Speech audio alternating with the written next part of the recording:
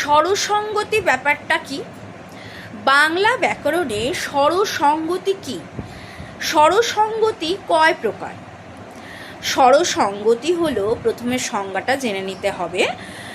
শব্দের যখন স্বরধ্বনি একটার প্রভাবে অপর স্বরধ্বনি পরিবর্তন হয় বা পরিবর্তিত হয়, তখন তাকে বলা হয় স্বরসঙ্গতি।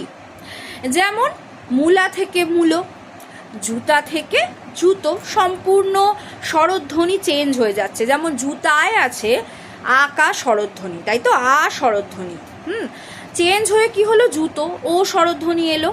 মূলার ক্ষেত্রেও তাই হলো, দেশি দিশি বা দিশি থেকে দেশি হলো। তো এবার এই স্বরসঙ্গতি কিন্তু 4 রকম হয়। কেমন?